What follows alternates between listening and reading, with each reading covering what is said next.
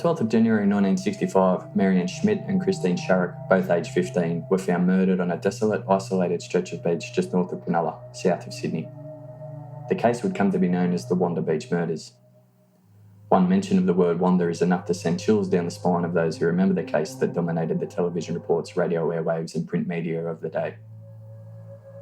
The killing sparked one of the biggest manhunts Australia has ever seen. The police file on the case is over 10,000 pages long, and over 14,000 people have been interviewed. Police efforts to solve the case have been described as exhaustive, and leads have been followed up all around Australia.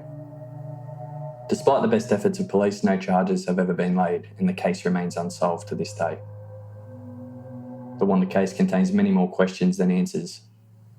What drew Marianne and Christine to the Wanda Sandhills that day? Had they prearranged to meet someone? Were they just in the wrong place at the wrong time? Speculation and many different theories have surrounded the case since day one. Only one thing is clear. A vicious and ruthless killer has never been brought to justice.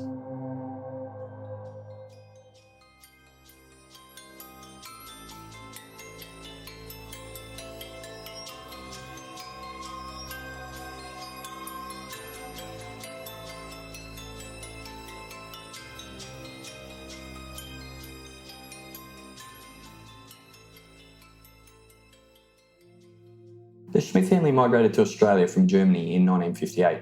Along with Marianne, there were her parents, Helmut and Elizabeth, older brother Helmut Jr., younger brothers Hans, Peter and Wolfgang, and a younger sister Trixie. Another brother Norbert was born whilst the family was in Australia. Upon their arrival, they stayed in various migrant camps, and then they finally settled in their family home in Brush Road, West Ryde, in the northwest of Sydney. The Schmidts moved next door to Christine Sharrock, who was living in Brush Road with her grandparents Jim and Jeanette Tague. Christine's father had recently passed away and her mother had remarried, and so Christine elected to live with her grandparents. Christine and Miriam formed an instant bond. They were always in each other's company, they were inseparable. Christine's uncle described of their friendship, they did not go out much and their main interests were centred around their homes. They were always in each other's company and neither went out with boys. Both girls were described as quiet, well behaved, they were good in school. They attended church regularly with their parents. They weren't known to hang around any unsavoury characters. They were even described as being somewhat shy. In 1964, Helmut Sr. passed away. One can only imagine how much tighter the bond between Christine and Marianne would have become, both losing fathers they were close to at such a young age. And like any other teenage girls, they had a love of the beach. They had an interest in music, special mention for Elvis, and of course a keen natural interest in boys their own age. The only beach Marianne and Christine ever visited was Cronulla. Whilst the journey to Cronulla Beach was around 2 hours each way, it was the only Sydney beach that was accessible by train at the time. The girls had attended Cronulla Beach just recently on New Year's Day, that year in 1965, only days before their murder. Whilst they were at Cronulla Beach, they went for a walk north to the Wanda Sandhills. The next day, Marianne visited the beach again with her brothers and sisters. Christine didn't make that trip, and on this second trip, Marianne left her family for a little while, and when she returned, she'd mentioned that she'd been for a walk to Wanda. She didn't say why. In early January 1965, Elizabeth Schmidt, Marianne's mother, was admitted to hospital to undergo an operation. She left her eldest children, Helmut Jr. and Marianne, in charge of the household while she was in hospital recovering. On the 9th of January, Christine and Marianne visited Elizabeth in hospital. Marianne asked if her and Christine could take her younger brothers and sisters to Cronulla Beach the following day. Elizabeth gave them permission to do so. As it turned out, the weather that next day on the 10th of January was terrible, and so Marianne and Christine postponed their beach trip until the following day, Monday the 11th of January.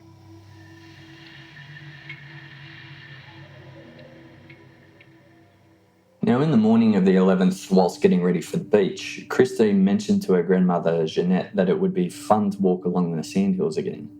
Jeanette, aware of how far away the Wanda Sandhills actually were from the main part of Cronulla Beach, some 2 kilometres, replied, "Don't go today, love. You've got the 4 little ones with you. It's too far." Christine tried to argue the point, but was again told by her grandmother, "Don't go to the Sandhills." So what are the Wanda Sandhills and what were the girls' seemingly fascination with them? The Wanda Sandhills, otherwise known as Green Hills, run behind Wanda Beach and continue north up to Kurnell. Wanda is an Aboriginal name meaning Sandhills by the sea beach. Wanda Beach is part of a longer stretch of beach coastline that starts with Cronulla Beach, includes North Cronulla Beach, Uluru Beach, and then Wanda Beach. The distance from the main Cronulla Beach to the Wanda Sandhills is about 2 kilometres, and then the Sandhills themselves run a lot longer past that. The area in and around Wanda Surf Club and the main beach area itself were clean and pristine, but the Wanda Sandhills were a very different, isolated story. In 1965, Wanda Sandhills were described as Sydney's filthiest and loneliest stretch of beach, littered with smashed bottles, old shoes, rusted cans, broken toys, any other amount of discarded junk and rubbish that you can think of. This isolation meant the Wanda Sandhills were a perfect spot for people to meet up who didn't necessarily want to be seen. In 1965, it was a far, far more conservative time than what we experience today. Incredibly, homosexuality was actually a criminal offence, and it wouldn't be made legal for another 18 years. Certain parts of those Sandhills were a popular location for men to meet up and engage in casual sex. The area was also known to attract nude sunbathers, other couples engaging in public sex, public masturbators, nudists. There's general perverted types who like to spy on people engaging in sexual activity, who like to spy on women, who like to harass women and proposition them for sex, things like that. Cars could be parked behind the Sandhills, and there were a number of trails that provided access to and from the Sandhills without having to walk along the main beach areas. Many local residents at the time were well aware of what was going on in the Sandhills, and they refused to even let their children anywhere near there. It doesn't sound like the ideal place for two well-behaved, generally quiet type 15-year-old girls to go. But remember, Christina and Marianne weren't from the local area. Not even really close. It was a 2-hour journey each way. Although local residents were well aware of what was going on there, it doesn't mean Marianne and Christine were aware. It was 1965 after all. Information wasn't as readily available, and it didn't travel nearly as fast as what it does today. There's absolutely no information to suggest that Marianne and Christine were aware of what went on in those Sandhills at all. So on that morning, on the 11th of January, Christine and Miriam packed for their day at the beach. Christine packed a thermos of cordial, but she took no food. She instead took a £1 note and said that she would buy lunch. Miriam made sandwiches and packed some fruit. This information would become crucial later on. When they were all set, around 8:30am, Christine, Marianne's younger brothers Peter, Wolfgang and Norbert, and her younger sister Trixie made the walk to West Ryde train station. Peter was aged 10, Wolfgang 7, Norbert 5, and her sister Trixie was 9. Her brothers Helmut Jr. and Hans elected to stay at home and complete some household chores. They caught the train from West Ryde to Redfern, and at Redfern they would have to change trains to go to Cronulla. It was on this first part of the journey between West Ryde and Redfern that a 15-year-old male, only described as being tall, struck up a conversation with Marianne and Christine. It's unknown what they talked about, but when they arrived at Redfern station and had to change trains, the boy who struck up that conversation remained on the train. He didn't follow them. They didn't talk to anyone else on the journey. They finally arrived at Cronulla Beach around 11am, and when they arrived they were met by the news that Cronulla Beach was closed due to dangerous seas and strong winds. If only they had turned around and gone home. But they didn't. They headed to the southern end of Cronulla Beach, hanging out around the rocks, and Wolfgang kept pestering Marianne that he wanted to go for a swim. Finally she gave in and took him to a shallow, more secluded spot for a quick dip. They then rejoined the others and they ate lunch at the rocks. At some time while they were around the rocks, Wolfgang saw Marianne and Christine talking to a boy. He was described as being 16 years old, medium build, long fair hair, and he was hunting for crabs at the time with a homemade spear. Wolfgang couldn't hear what they were talking about. Shortly after they ate lunch, Marianne suggested going for a walk up to the Sandhills at Wanda. The others agreed, so they left their belongings at the rocks and all walked north, beginning their 2-kilometre journey to the Sandhills. But as they got to Wanda Beach, the walk had become too much for the younger children. The wind was howling, it was whipping up the sand, stinging their legs. So Wolfgang found a spot that was sheltered from the wind. Marianne and Christine told the younger kids to stay put, and they would go back south to grab their belongings from the rocks so they could organise to start heading home. They mentioned they'd be about 20 minutes. But clearly Marianne and Christine had no intention of going home just yet. Instead of walking south back to where their gear was, they continued north to the Sandhills. Peter yelled out, "You're going the wrong way." The girls just looked back and laughed and kept walking into the Sandhills. It's the last time Norbert, Peter and Trixie ever saw Christine and Marianne alive. After about 10 minutes, Peter sent Wolfgang to look for the girls. Wolfgang walked to the Sandhills, and it's here that he sees Marianne and Christine talking to a boy. He describes this boy as being a big boy, aged 16, long fair hair, had white cream on his nose, carrying a blue towel, wearing light grey trousers. He didn't have a shirt on and he was quite suntanned, so basically he described him as a surfy looking type boy. Wolfgang says that the surfy boy looked angry and he was asking the girls their names. He decided against following them any further and the girls disappeared with the male into the Sandhills. About 10 minutes later, Wolfgang saw the surfy team walking back out of the Sandhills. He was alone. There was no sight of the girls. He now had the blue towel tied around his neck. Wolfgang actually asked the surfy, "Where are the girls?" But he didn't answer and he just walked straight past him.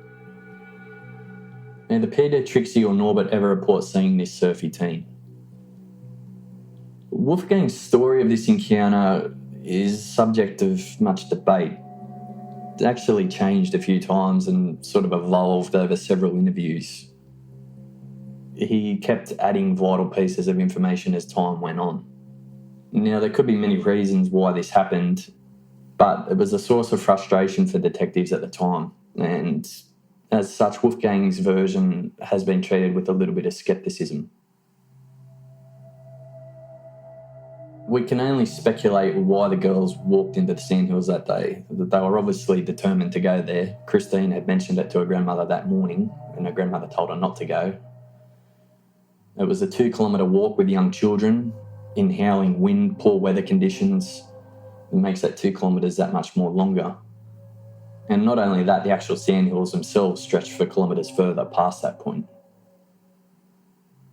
This convinced many people that they had planned to meet someone at the Sandhills that day. Certainly that was the initial police theory that they went with in the early stages of the investigation. One factor, though, is that Christine and Marianne had originally planned to go to the beach the day before. If you remember, they cancelled due to poor weather, and their plans had changed. They were now there on the Monday. If they were planning to meet someone pre-arranged, it wasn't as easy to reschedule back then as it is today with mobile phones and social media. So if they were in fact planning to meet someone in those Sandhills that day, it's far more likely that they met that someone that day, Monday the 11th of January. After Wolfgang lost sight of Christine and Marianne, a witness, Dennis Dostine, described seeing the girls hurry through the Sandhills. Dennis is actually the last known person to see the girls alive. He says Christine and Miriam were walking fast. They appeared to be in a hurry. They were about 800 metres away from where their bodies were found at the time. One of the girls was constantly looking over her shoulder, as if someone was following them.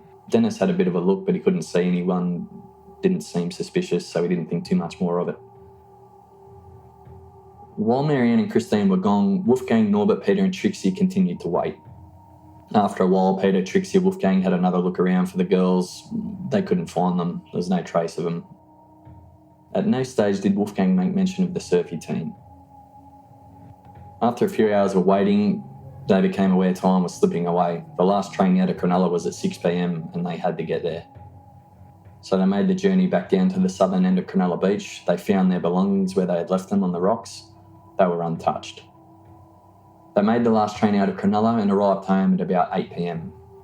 Elmer Jr. and Christine's grandparents were made aware of Christine and Marianne's disappearance and the police were called.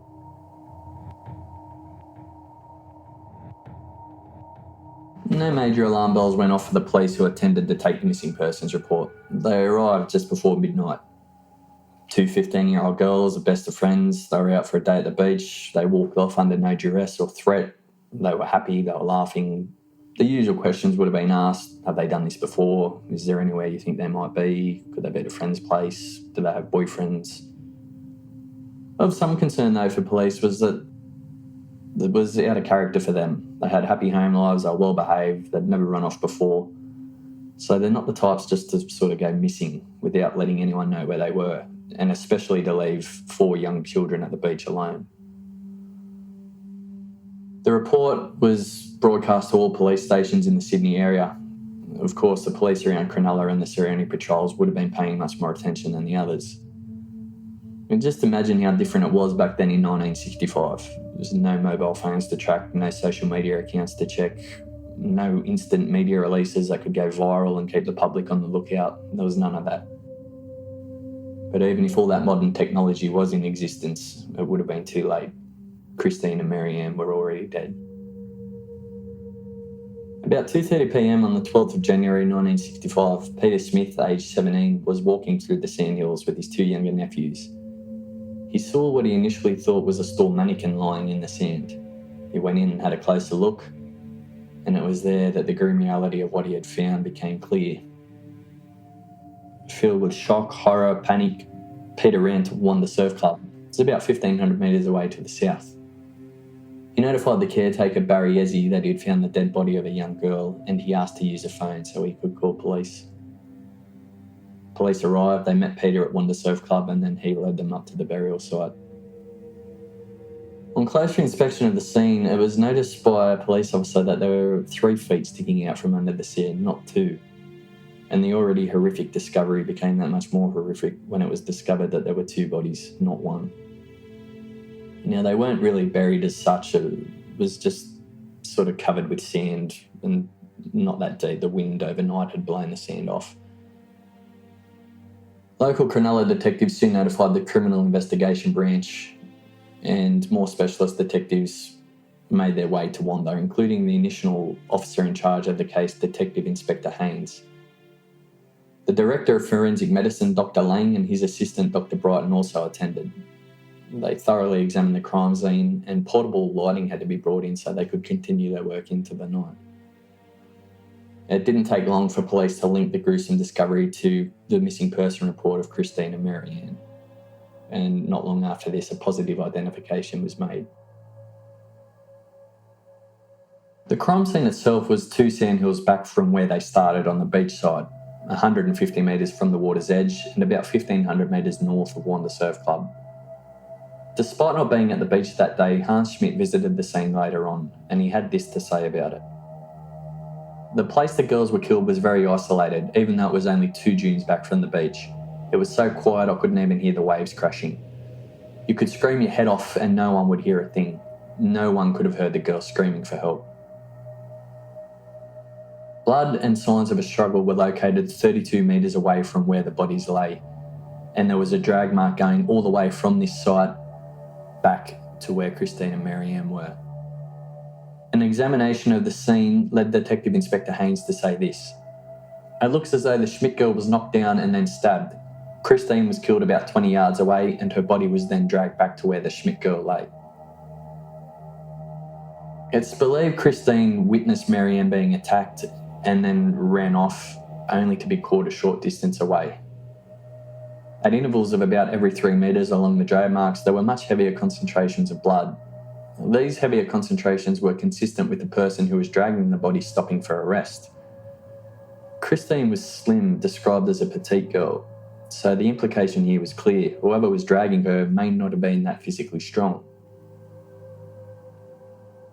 Detectives also located car tracks about 30 metres west from where Christine was attacked, showing the killer could have fled the scene in a vehicle, although it's not known if these tracks were related. The killer could have also easily escaped over the back of the Sandhills towards Captain Cook Drive, where he could have disappeared without ever being back on the main beach area. The post-mortem of the girls was conducted by the Director of Forensic Medicine, Dr. Lang, at the City Morgue. Both Christine and Miriam were savagely attacked. It was one of the most horrific crimes, if not the most horrific crime Australia had ever seen. The attack was so savage that the full details were never released to the public. Christine's official cause of death was hemorrhage as a result of penetrating wounds to the chest associated with a fracture of the skull and injury to the brain. Marianne's official cause of death was from hemorrhage as a result of a cut throat and penetrating wounds to the chest. There were also clear signs both girls had been sexually assaulted. Christine's pants had been removed and Marianne's swimming costume had been cut and rolled up, exposing the lower half of her body. A semen sample was also found. The time of death was estimated to be between 2 p.m. and midnight on Monday the 11th of January. The exact time was difficult to pinpoint exactly as they'd been covered by hot sand. It was discovered that Christine had undigested cabbage and celery in her stomach, which she would have had to have eaten within 1 hour of her death. This immediately stood out as the girls had only taken sandwiches and fruit to the beach, and cabbage and celery weren't on the sandwiches. As well as this, it was revealed that Christine had a blood alcohol reading of 0.015, which would have been enough to have had a middy of beer or a nip of spirits just prior to her death. Although it also could have been the result of her consuming several drinks in the hours leading up to her death. It was impossible to know which. Christine was not known to ever drink. Her family stated that she never touched alcohol. Her mother said that she couldn't even stand the smell of it. They were horrified. Loud alarm bells were going off here. The food found in Christine's stomach was different to what they had brought to the beach, and they certainly didn't take any alcohol with them. The food in Christine's stomach was consumed within 1 hour of her death, meaning it's likely that Christine shared food and alcohol with the killer. As a result of the post-mortem, police were of the belief that they were looking for a fishing knife. They were also looking for a heavy blunt instrument that was used to inflict the injuries on Christine, such as a rock, a lump of wood, or a piece of metal pipe. Wolfgang, Peter, Trixie and Norbert were questioned extensively. On the 13th of January, they were taken back to the Sandhills by police to retrace their steps and to try and get them to recall as much information as they possibly could. It's here that detectives first learned that Wolfgang saw Surfy Teen talking to Christine and Marianne just before they disappeared into the Sandhills. Now remember, Wolfgang kept changing his story as the weeks went on and kept adding in vital clues. Well, he later revealed that the surfy teen he had seen with Christine and Marianne was in actual fact the same boy hunting for crabs he had seen them talking to earlier in the day at the rocks at the southern end of the beach. About a month later, in another interview, he added that the surfy teen had a knife in a pouch around his waist when he walked off with the girls, and when he walked back out of the Sandhills alone, that knife was missing. Why his story changed numerous times is anyone's guess, but it's not at all surprising that his memory was a bit muddled up.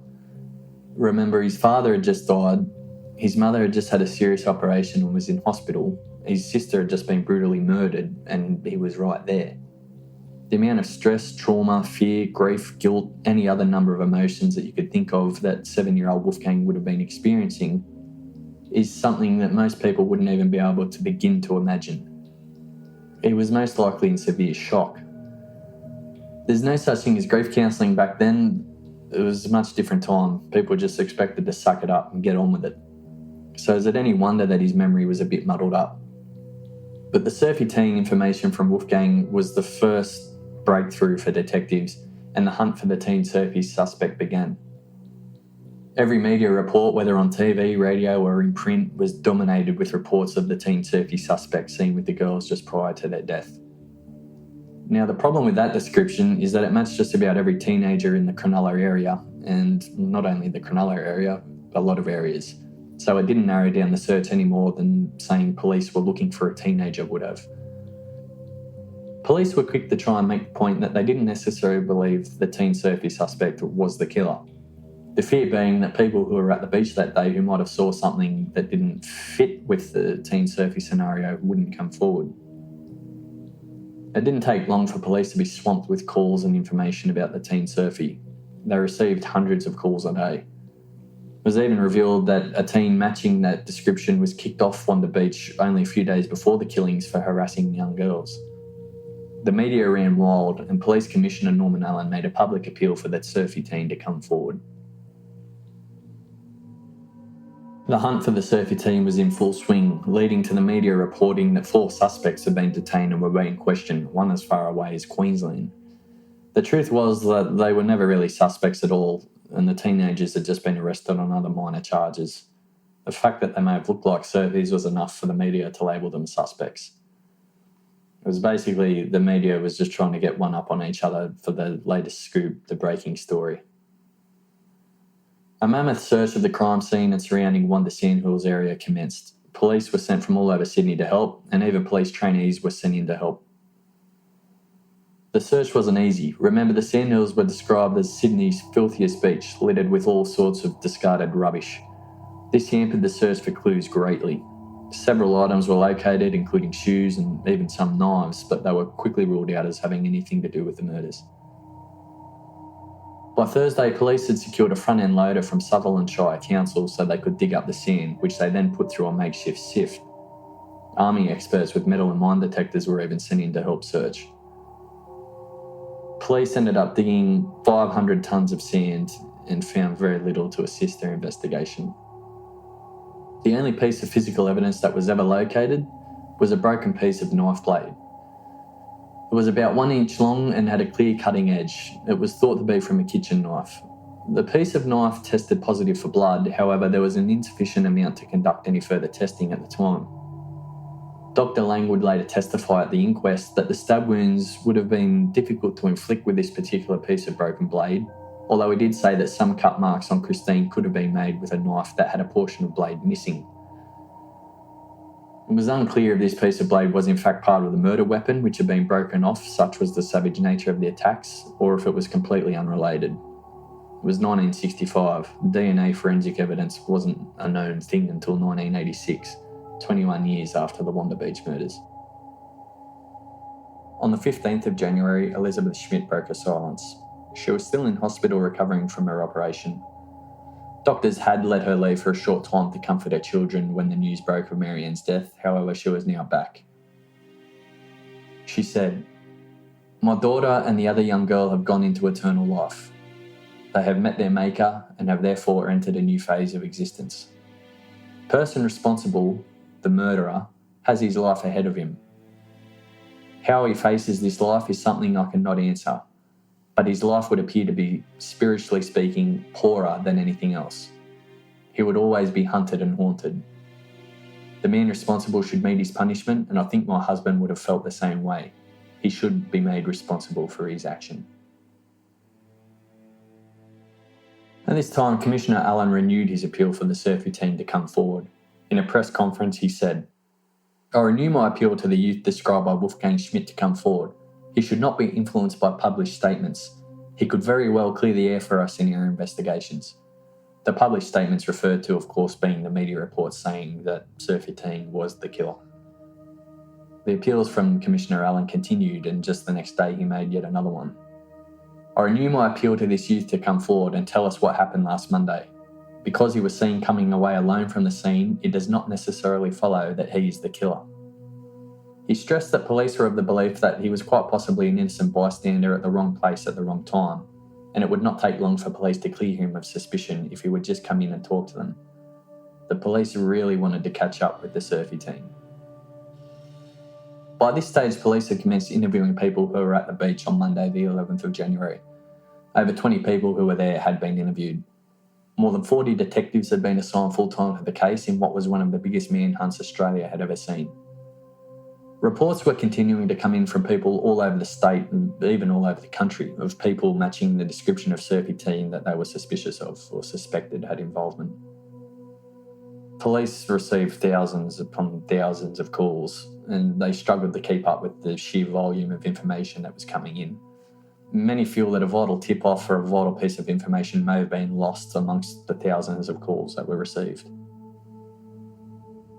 Both Christina and Marianne had kept diaries, and through those diaries, police learnt that on their visit to the beach on New Year's Day, just a few days before their death, they had met two boys who they'd shared kisses with.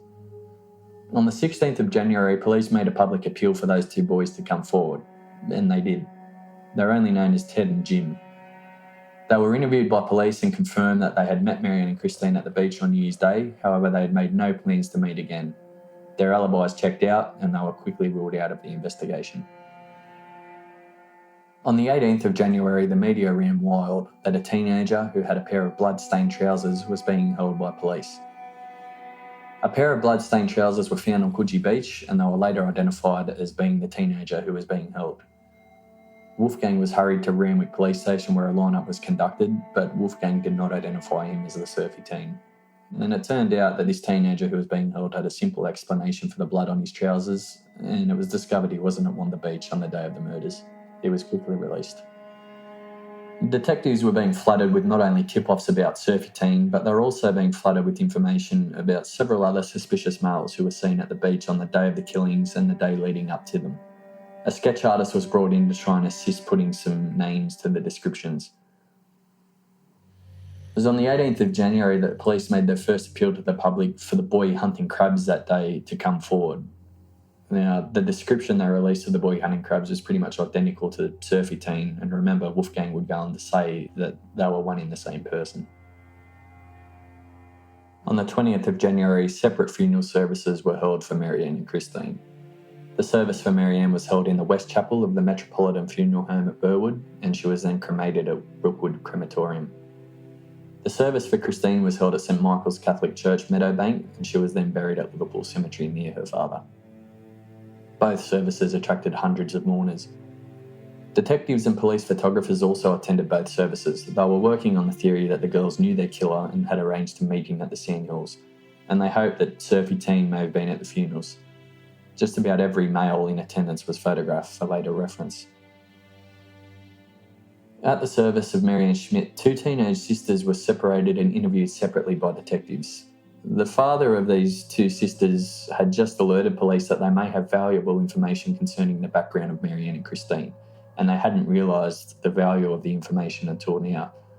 Of course, detectives were on high alert and they swiftly interviewed the girls, but unfortunately no light was thrown on the investigation.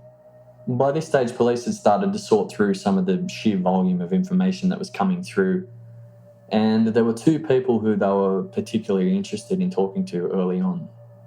These people were seen by Dennis Doston, who, if you remember, was the last known person to have seen the girls alive. Along with seeing the girls walk through the hills that day, he also saw a number of other people. Two of particular interest to police were a tall, pale 19-year-old male and an older male described to be between 40 and 50 years old with a stocky build and tan leathery skin. Despite their best efforts, police were never able to identify these two males, and they never came forward. Another witness, Francis Williams, 57 years old, was at the beach that day. He came forward and he described seeing Christine, Marianne and the younger children at about 1 p.m. walking together north along the beach towards Wanda.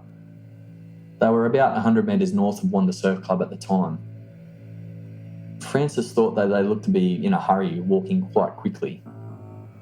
Along with the children, Francis also described seeing a number of other people in and around Wanda that day.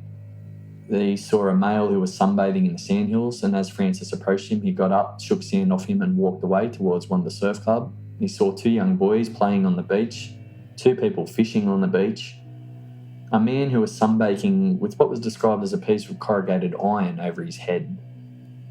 Now, the media ran wild and he became a suspect at the time too. It was assumed, he's obviously a perverted using the corrugated iron to hide himself spying on girls or whatever. But remember, it was a windy day, poor weather. He might have just been blocking the sand out of his eyes that was being blown in from the wind. But he was of interest to police. There was also a woman who had become bogged behind the Sandhills, and she was assisted by Francis and another unknown male who drove off in a utility.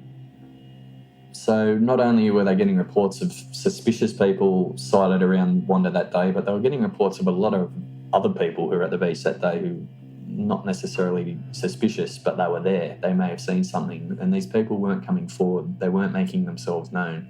It was frustrating police. So they actually released details of these 8 people that Francis saw to the media.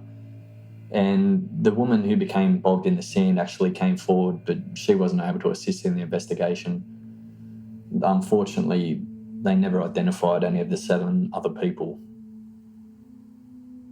So many people were at the beach that day who never came forward.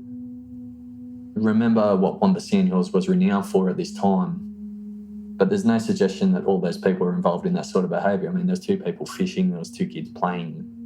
It's unknown why so many people never came forward, whether they were too scared to come forward or they didn't want to get involved. They thought they didn't see anything, so it was a waste of time. But you never know. Something that they saw that they may have thought was insignificant may have been vital. On the 22nd of January, an interesting article was published in the Sydney Morning Herald. The article was only very small, buried back on page 10. By now, other news had started to sort of filter through to the front pages, such as the health of Winston Churchill and the Rolling Stones' visit to Australia. But it was here, buried amongst other articles, a small headline read, "Wanda victims claim lapses." The article details that Marianne Schmidt was struck by a car on the corner of Victoria Road and Brush Road at Ryde on the 7th of May 1964. She suffered a fractured skull and spent 9 days in hospital. As a result of that accident, the family had submitted a compensation claim seeking £20,000. Australia was still using the pound currency at the time. The relative sum of money of £20,000 back then in today's money would be somewhere around $500,000. Quite a significant sum of money. The claim was due to be heard later that year in 1965. However, as a result of her death, the claim lapsed and it would not proceed any further.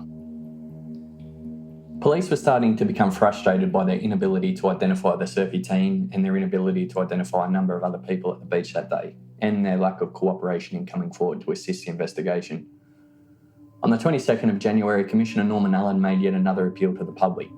He said, "I have on more than one occasion asked the public to assist in every way within their power with information which might help detectives engaged on the case. I now make a further and equally sincere appeal. I do this because I am satisfied that there must be some persons in the community who would have some information that they have not brought to the notice of police. It is not unreasonable to assume that someone, somewhere in our community, has seen or heard something which would be of great assistance in this matter. For example, since this crime, a person may not have been seen at places he used to frequent, or there may have been a change in pattern of his normal activity and behaviour. It is possible that to someone's knowledge he has said or done something which would give rise to a reasonable suspicion that he might have been in some way associated with the crime. That is the type of vital information we would like to get." On the 23rd of January, a sketch was published in the papers of the Wanda Beach and Sandhills area, showing the crime scene and the different locations where each of the 7 people were thought to be that was cited by Frances Williams, who still hadn't come forward. That is, the woman who was bogged in the sand, she actually came forward, but of the people fishing, the boys playing in the sand, etc., the male with the corrugated iron.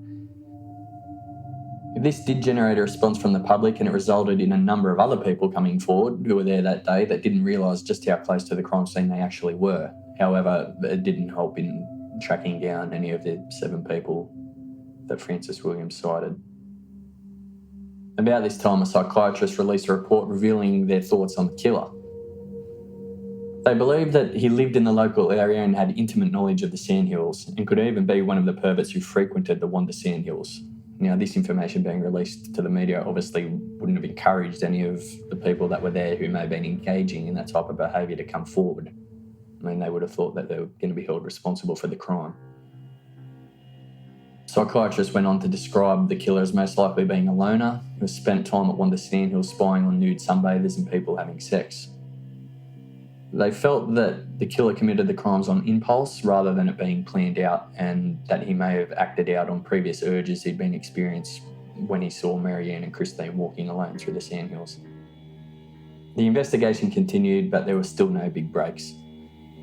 It was hampered by the lack of physical evidence at the scene, the lack of witnesses, the inability to identify the people that were seen at the beach, and the unwillingness of those people to come forward. To try and combat this, on the 29th of January, the New South Wales Premier, Mr Jack Renshaw, announced a £10,000 reward for any information leading to the arrest and conviction for the person responsible for the murders.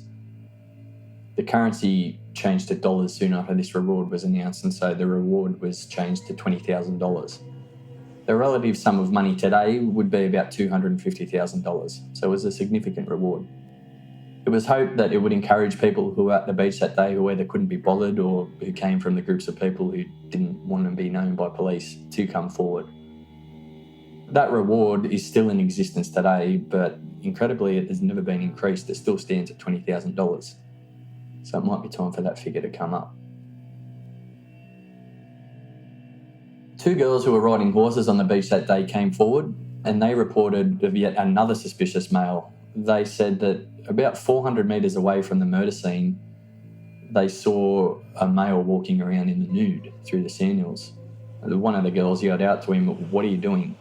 But he didn't answer. He just ignored them and kept walking. He was carrying the clothes in his hand. So yet another person was added to the list of suspicious people at the beach that day, and like the others, he was never identified either, and he obviously never came forward.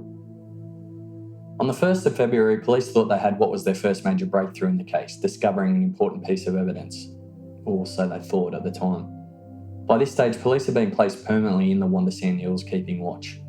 It was hoped that some of the people that had been seen at the beach on the day of the murders that hadn't yet come forward would be cited, or even hoped that the surfy team would show up again. Now, of course, they weren't in uniform, they were dressed as sunbathers, so they were undercover, if you will. Now, a police officer on Sandhill Watch located a blue towel washed up on the shore.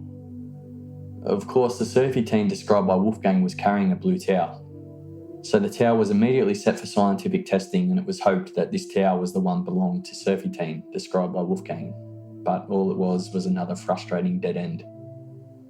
A 13-year-old boy came forward when news broke of the towel in the media, and he identified it as one that he had lost at the beach only a few days before. The large reward that was put up by the New South Wales government was leading to all types of people calling in. The investigation started to become very frustrated by false leads, dead ends, hoax calls, false confessions, wives ringing up about their husbands, all sorts of things. And by now, anyone who resembled a surfy teen had a phone call made to police about them.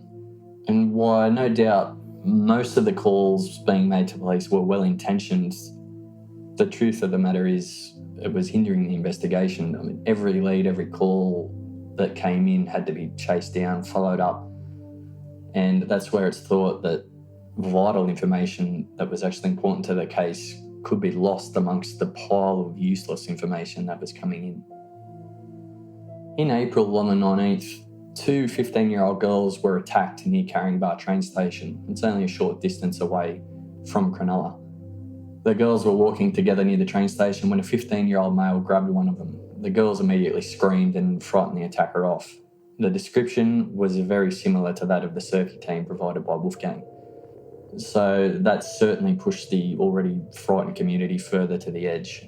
But the fact that the community was so much on edge, I mean, this could have been totally unrelated to the Wanda case. It could have been any random teenager just approaching 2 girls to say hello or whatever and grabbed one of them and they've screamed and everyone's run off. He didn't produce a knife or anything like that. The full details of the attack were never released, so it's unclear exactly what happened, but no one was injured, certainly. By April, police had waded through the sheer volume of information that had come in, and it led to the release of 6 sketches who they considered suspects and that they really wanted to speak to. This included men making sexual advances and comments towards women, the naked man seen walking through the Sandhills, another man exposing himself to women a few months after the murders on the beach, and of course the boy who had just attacked the 2 girls at Caringbah. Wolfgang was unable to help police with a sketch of the surfy teen as it was just too agreeable. Everything the sketch artist said he would go along with, so it was impossible to make a sketch.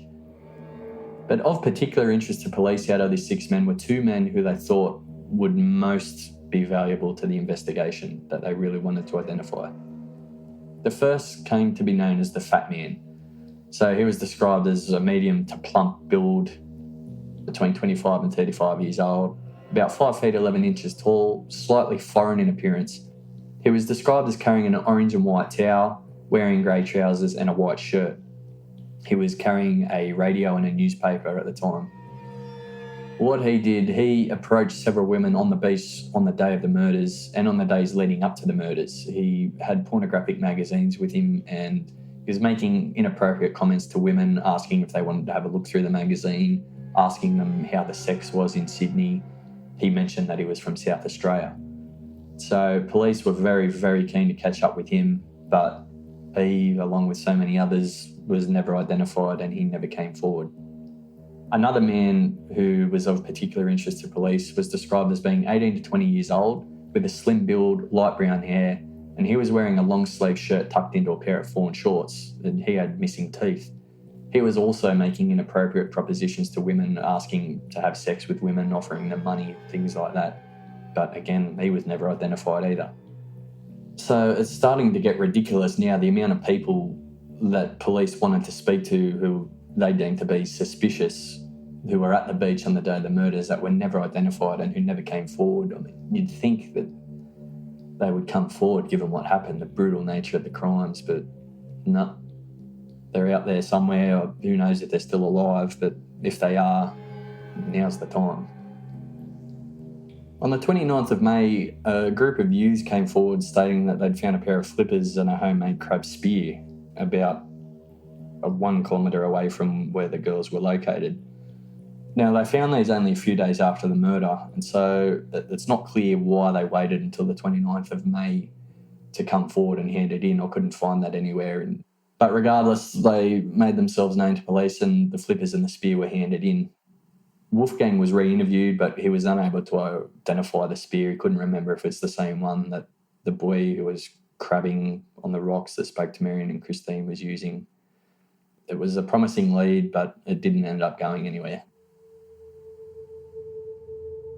The investigation really started to stall, and by the beginning of 1966, the amount of full-time detectives on the case had dropped from 40 down to 8. It was still being worked hard, but they were just frustrated by the lack of ability to identify a number of people at the beach and the amount of useless information that was still coming in, that they were wasting their time, basically.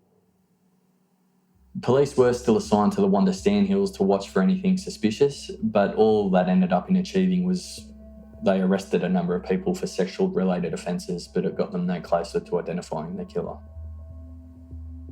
On the 29th of January 66, another brutal murder shocked the nation.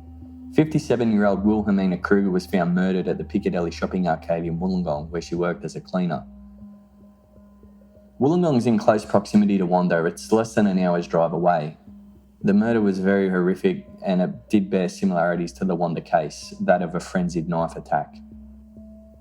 There were no suspects, no witnesses, there was a lack of physical evidence, no attempt was made to hide a body. It led many to believe the murder of Wilhelmina Kruger was committed by the person responsible for Wanda. And just weeks later, on the 26th of February, the body of Anna Dalenkoa was found on Old Illawarra Road, Menai, southwest of Sydney, again in close proximity to both Wanda and Wollongong. She too had been the victim of a brutal, frenzied knife attack, almost identical to the attack committed on Wilhelmina Kruger. Anna was working as an escort at the time, and she was last seen on the 16th of February 66, leaving a club in King's Cross. She mentioned to a few friends in the club that she was going to meet a client, and she was never seen alive again. There was no witnesses, no suspects, a lack of physical evidence, no attempt made to hide the body. In actual fact, the killer returned to where Anna was dumped and dragged the body out from behind the bushes closer to the road so she would be found. Police are almost certain the murders of Anna Dalenkoa and Wilhelmina Kruger were committed by the same person. It's never been proven that the Wanda case was linked to both those murders, but many suspect that they are. Just like the Wanda case, the murders of Wilhelmina Kruger and Anna Dalenkoa remain unsolved. On the 20th of April 1966, a coroner's inquest into the Wanda case was held. The inquest was presided over by City Coroner Mr. Looms. The amount of detectives working the case full-time was now down to about 6. The investigation log totalled over 5,000 pages and over 7,000 people had been interviewed. A large amount of witnesses gave evidence at the inquest, including the all-important Schmidt children. The inquest lasted 3 days, concluding on the 22nd of April. Coroner Mr. Looms was of the belief that there must be somebody who could shed light on the murders. He went on to say police had already conducted an exhaustive investigation, although he still hoped that it could be intensified, if that was at all possible. There was no doubt what happened in his mind, saying, "The cause of death is very evident, a vicious, brutal murder." After the inquest, police stated that they would be revisiting every page of the police file in hopes of uncovering a vital piece of information that may have been previously overlooked. Unfortunately, they didn't uncover anything. Police still held the belief that somebody out there knew something about the case, and that person was withholding information either because they were protecting someone who was close to them, or they were in fear of that person they were protecting. Or they were too embarrassed or scared to come forward for whatever reason it was that they were at the Sandhills that day. The 6 sketches that police had released prior were made into full-size, lifelike dummies which were displayed at the Sydney Easter Show in 1967. It was hoped that the large crowds that poured through the Easter Show every year would be able to put names to the faces, but no one could. On the 17th of March 67, another woman was attacked at Wanda Beach. 28-year-old Brenda Gowan was sunbathing on the beach with her 3 children when she was attacked by an unknown male person. A witness, Trevor Betts, rushed to her aid and the attacker fled. He was seen leaving in what was described as an old white vehicle. Both the descriptions of Brenda and Trevor fit the description of one of the 6 sketches that had just been turned into life-size dummies at the Easter Show. Many were convinced that the Wanda Beach killer had just struck again. Despite an extensive investigation and search for the attacker, he was never identified. Over the years, there's been 3 names that have been thrown up in the media as suspects for the Wanda Beach case. There's no real evidence that's ever been released linking any of them to the crime. It's all sort of circumstantial and maybe and what ifs.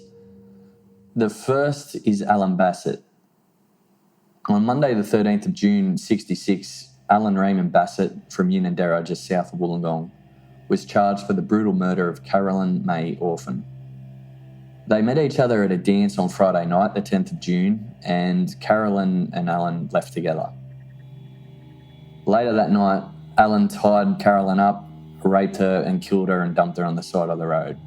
He was arrested a few days later and later convicted of murder. He's thought to be a prime suspect for not only the Wanda case, but the murders of Wilhelmina Kruger and Anna Dalenkoa. One detective became that obsessed with Alan as being the killer that he even visited him when he was retired, trying to get him to confess. Alan Bassett was born in England on the 3rd of May 1945. By all reports, he seemed like a quiet and shy, normal sort of guy.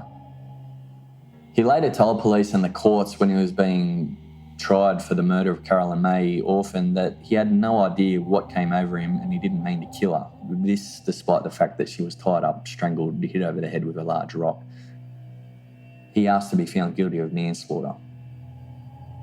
And that was obviously rejected and he was found guilty of murder. He was given life in prison. Now, this murder, no knife was used. So that is the glaring difference between the Wanda Beach murders and the murders of Mrs. Kruger and Miss Dalenkoa. However, it was still a very savage and vicious attack. The savageness of that attack and the fact that Alan was from Wollongong, only down the road from the Piccadilly Centre and a short drive to Menai and Wanda, meant that he was obviously going to be looked at as a suspect. Investigations by police revealed that they thought Alan Bassett was actually in Cronulla around the time of the Wanda Beach murders. The detective who became obsessed with Alan being responsible was Detective Seth Johnson. He became so obsessed with the theory that many thought that it was an unhealthy obsession. It was even eventually recommended that he resign from the force. After his conviction, Alan Bassett was diagnosed as a schizophrenic and he ended up serving his time in a psychiatric hospital up near Newcastle. So in his retirement, Detective Johnson paid regular visits to Alan and was just basically trying to get him to confess, trying to talk to him about the unsolved murders. He was convinced that he had his man. During this time, Alan presented Detective Johnson with a gift. It's been described as a painting of a bush scene. Detective Johnson at the time thought it was quite ugly and he didn't think too much of it and put it away for a few years. But after a while, he pulled it out and decided to get it framed and put it up. It was at this time he looked at the painting a little bit more closely, and whether or not it was actually there or he was that obsessed he was just wanted it to be there and started to see things, he became convinced that it was a confession to the 4 unsolved murders. He said the painting depicted a clue that only the murderer would know. However, what this clue is, no one knows. It was never made public. Detective Johnson, he went to the press with his theory and it got widespread media coverage. He even started to write a book about it, but unfortunately he was killed in an accident just before the book was due to be released, and it was never released. He convinced well-known crime reporter at the time, Bill Jenkins, that Alan was his man as well. Some in the police force agreed with him, a lot didn't. They thought he was sort of seeing things and his unhealthy obsession had just spiralled out of control. One person of significant importance that was convinced by Detective Johnson's theory is Alan Bassett's father. He actually went on public record to say that he believed Alan was responsible for the Wanda Beach murders and that he should never be released. Despite those pleas from his father, in 1995, Alan Bassett was released from custody and placed back into the community after serving 29 years in custody. He denied any involvement in any crime other than that of the murder of Carolyn Orphan, for which he was convicted. In the year 2000, speculation still circled around Alan's involvement, and he made a public offer to provide a DNA sample to clear him from the crime. It's unknown if police ever took him up on that, or if the advances in technology will one day be able to clear or convict Alan of the crime. There's another name that's thrown up as a prime suspect for the Wanda Beach murders, and that's Christopher Wilder. And in 1984, his death in the United States sparked the interest of the New South Wales Police and actually caused them to re-examine the Wanda case to study any links that he may have had with Wanda. And the reason for that is because he was a serial killer. He was also known as the Beauty Queen Killer. He just killed 8 women, suspected of killing more through the US. He was on the top 10 FBI most wanted when he was killed in a confrontation with police. And the reason New South Wales Police were looking at him and any links to Wanda is because he was born in Sydney and that's where he was living at the time of Wanda. So he was born in 1945 and he had his first major run-in with the law as a 17-year-old when he was charged for the gang rape of a woman at a Sydney beach. He pled down to a lesser charge and got off with probation and electric shock therapy. In 1968, he married, and that lasted all of a week before his wife left him, claiming sexual and physical abuse. In 1969, he lured a young 19-year-old nursing student into his car at Manly Beach and convinced her to pose nude for a few photos.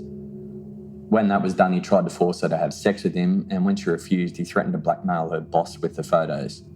She managed to get away and call police, but she refused to testify against him. Later that year, he moved to the United States. His father was from the US, and that's how he was able to move over there. He moved to Florida, and it didn't take long for him to find some significant wealth over there due to booming construction and real estate industries. In 1971, he had his first run-in with the law over there, caught trying to entice women to pose for nude photographs, as he'd done before. The next year, he was actually arrested for trying to force a 16-year-old girl to have sex with him, but he was acquitted of that charge. A few years after that, posing as a photographer, Wilder lured a schoolgirl out of a shopping mall and he drugged her and raped her. He somehow managed to plea bargain that one down and again was given probation and therapy. In 1982, he came back to Australia to visit his parents, and on that visit he abducted 2 15-year-old girls, tied them up and forced them to pose for nude photographs. He was arrested the next day and his parents managed to post a large amount of bail for him. I think it was somewhere around $300,000. Incredibly, he was allowed to leave Australia until his trial so he could go back to the US for work. And not long after that, in 1984, while still awaiting trial back in Australia for the abduction charge, he commenced his murderous rampage across 9 different states of America, kidnapping a dozen women. Some were lucky enough to get away, but he murdered 8 and he's actually suspected in more than that. His MO was to pose as a photographer, comment about how beautiful the girl was and entice her out with him, convincing her that he'd be able to get her into modelling. So it seems pretty obvious to many why Christopher Wilder is a prime suspect for Wanda. He was 19 at the time, living in Sydney, and he turned out to be a serial killer. The one problem being his timeline of crimes doesn't seem to match up with Wanda.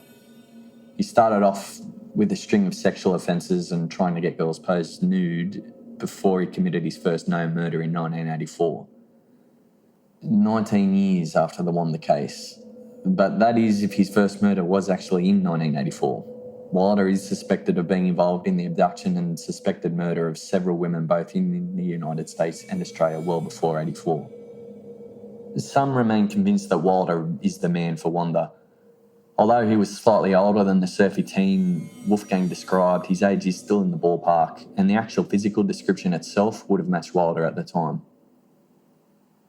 When he was killed, it was in a confrontation with police. He'd just had a physical struggle with one officer who was wounded, and then Wilder was shot not long after that.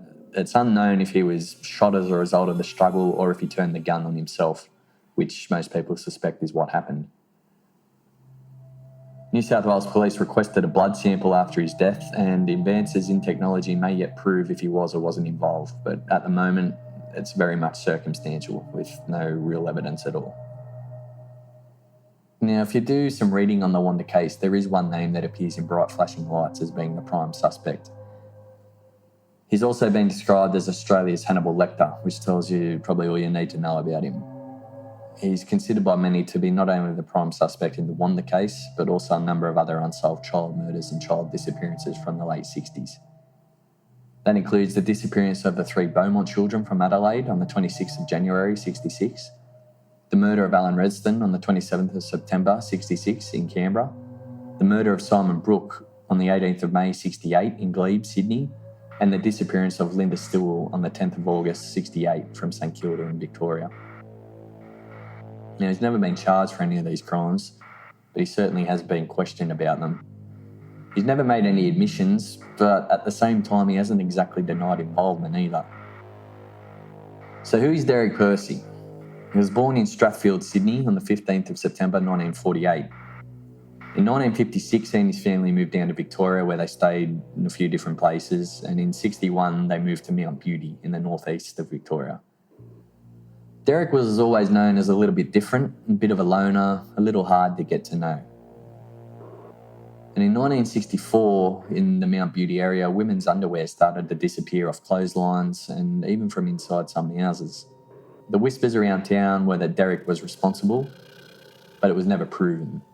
That is until later on that year, in the summer of 64, when 2 of his schoolmates made their way down to a popular local swimming hole.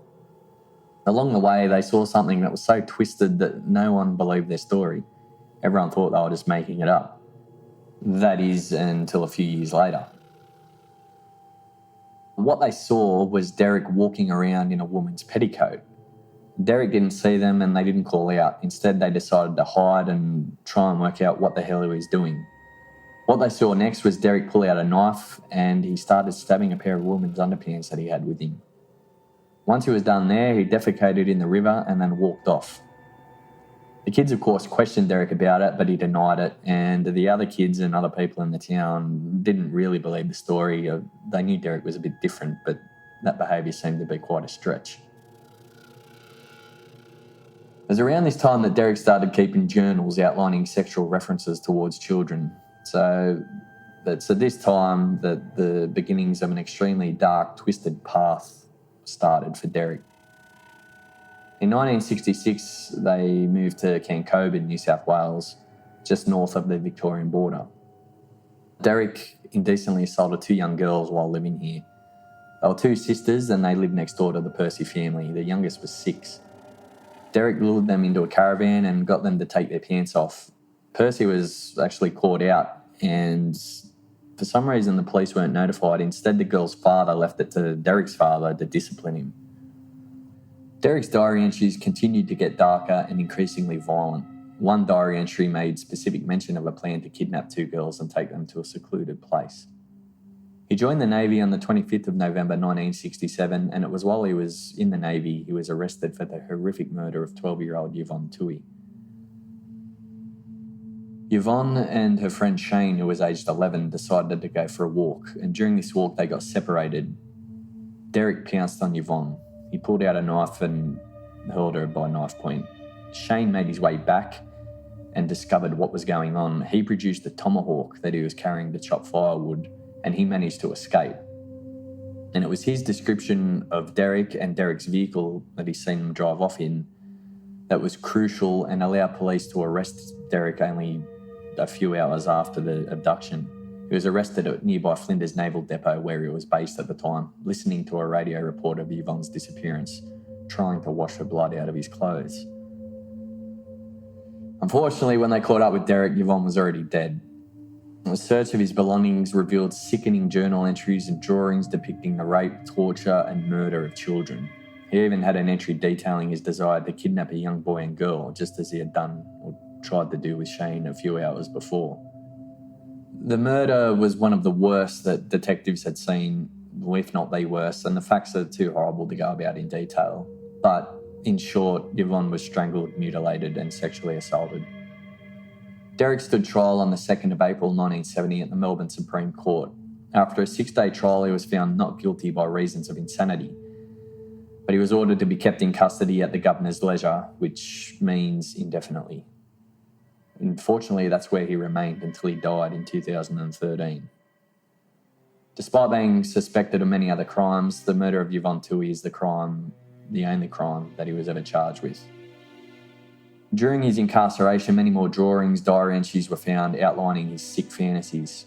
One rape, torture and murder journal was so organised that he even had an index for it. Names weren't even invented yet for the type of sickness and depravity that was Derrick Kersey. He has since been described as a sadistic pedophile with a morbid and sexual attraction to fecal matter, with killing being the ultimate sexual act for him. Sounds like a good suspect for the Wanda Beach murders. But to sum it up quickly, I think it's likely Derrick Kersey was responsible for some of the crimes he's suspected of, but not involved in others. The main question for today is, though, was Derrick Kersey involved in the Wanda Beach murders? There's no clear-cut answer. The answer's maybe. There's no clear evidence linking him to Wanda. It's all very much circumstantial. And some of those circumstances that people rely on are the fact that the Kersey family had a keen interest in sailing. And in actual fact, in January 1965, at the time of Wanda, the National Moth Class Regatta was being held at Botany Bay Yacht Club, which is not too far away from Wanda at all. And this is the very class of sailing that the Kerseys were interested in. It's suspected, but it's never been able to be proven, that the Kersey family were in Sydney for that regatta. Now, Derrick would have been 16 at the time. And on top of that, if they were in Sydney, they likely would have been staying at Derrick's grandmother's place in Denistone, which is the neighbouring suburb to West Ryde. Meaning, to get to the beach on train, he would have been travelling the exact same train line as Marianne and Christine.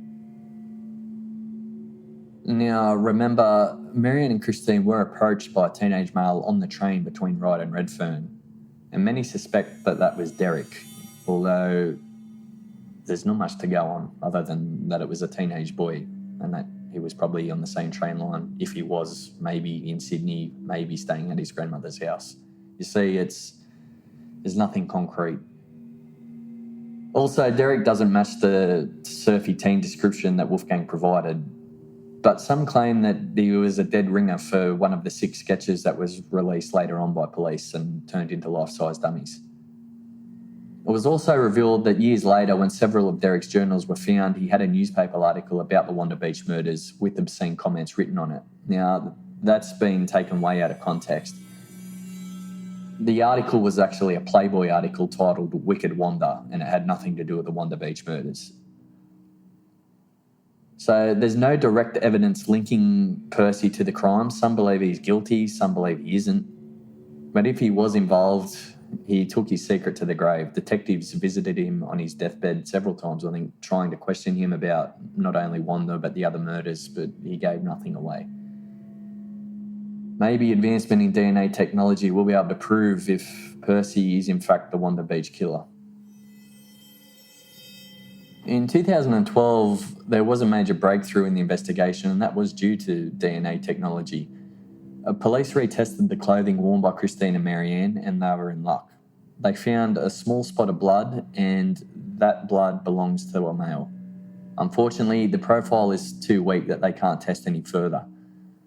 But it's hoped that with further advances in technology that one day, and some say that could be within 5 years, that it is hoped a full DNA profile will be obtained from that blood spot, and the Wanda case will finally be solved. As for the semen sample they found back at the time of the murders, the problem was it was 1965 and no one had heard of DNA testing. It wasn't heard of for many years after. Police wouldn't have been able to imagine what was possible with today's technology, and unfortunately this may have led to less than ideal evidence handling, because at some point over the last 51 years that semen sample has been lost. It's unknown what the status of the broken piece of knife blade was that they found back at the crime scene. They couldn't test it any further back then, but with advances in DNA technology, maybe they can today, but like the semen sample, that may have been lost too.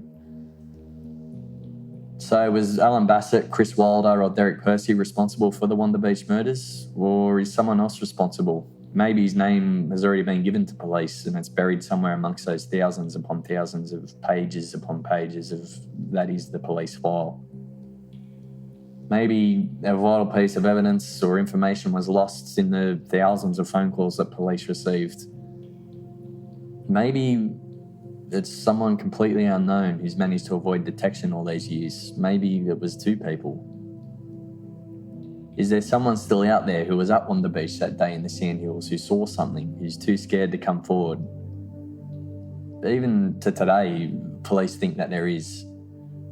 Certainly there's been a number of people described who were at the beach that day who were never identified and who never came forward. It was a different time back then. Homosexuality was still illegal.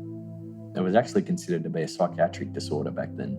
So society clearly held a very dim view of it. Just as a dim view would have been held of the nudists and, some of the other unscrupulous characters that might have been in the Sandhills that day. But times have changed, and we can only hope that if someone did see or hear something, that they are still alive and they may still yet come forward, although it's probably a very dim hope at this point in time. With those people, what they saw or heard, they might even think that it was insignificant and wouldn't help in the investigation, so there's no use coming forward and risking exposure. But it could be the vital piece of missing information that's needed to solve the case and bring closure to the families of Christine and Marianne.